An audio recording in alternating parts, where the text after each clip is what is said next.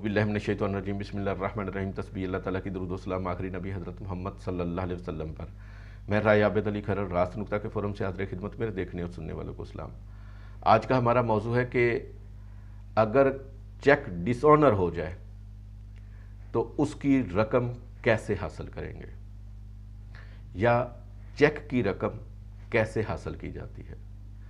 یا چیک کی رقم وصول کرنے کا قانونی طریقہ کیا ہے۔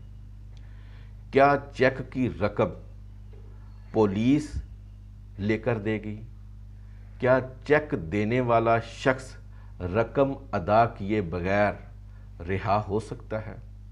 آئیے اس موضوع کو ڈسکس کرتے ہیں۔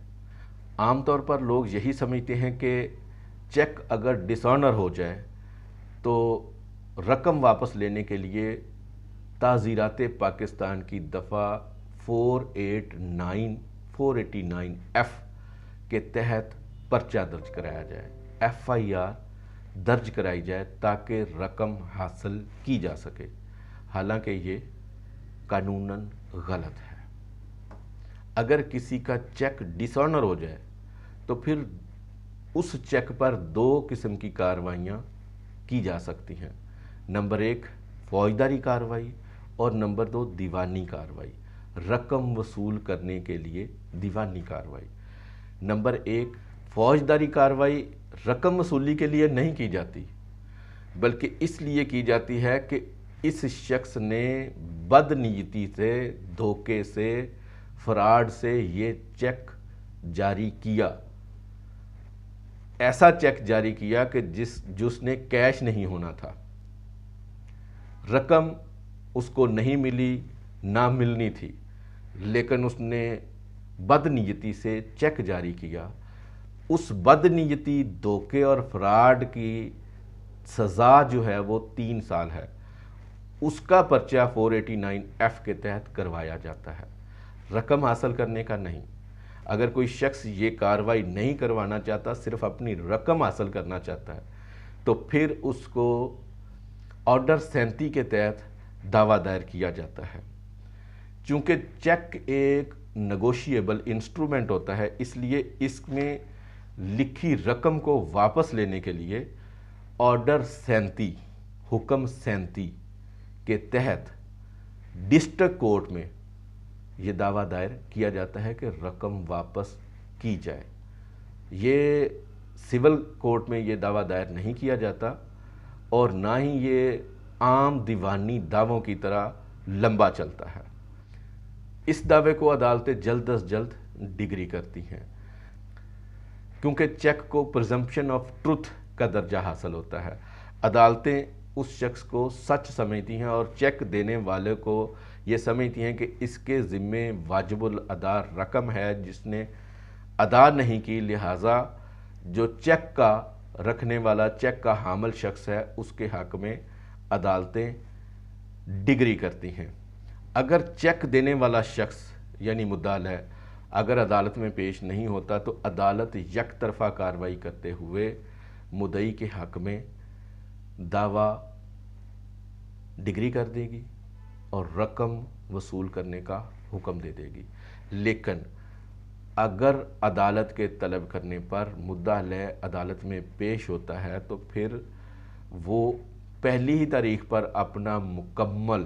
اور جامع جواب دے گا، جس میں وہ یہ بھی بتا سکتا ہے کہ یہ دعویٰ غلط ہے، رقم ادا ہو چکی ہے، یا رقم کسی اور کے ذمے ہے، یا جو بھی اس نے پلی لینی ہو، لیکن اس کا سٹانس، اس کی بات، اس کی گواہی مضبوط ہونی چاہیے۔ اگر زبانی کلامی نہیں ہے، اگر شہادت مضبوط ہوگی اور مدعا علیہ یہ باور کرانے میں کامیاب ہو گیا کہ اس کی رقم ادا ہو چکی ہے تو عدالت دعویٰ خارج کر دے گی۔ لیکن اگر مدعا علیہ کی شہادت سے مطمئن عدالت نہیں ہوتی تو پھر بغیر وقت ضائع کیے ہوئے عدالت اپنی کارروائی مکمل کر کے ڈگری جاری کر دے گی، چیک رقم واپس کرنے کا حکم دے گی،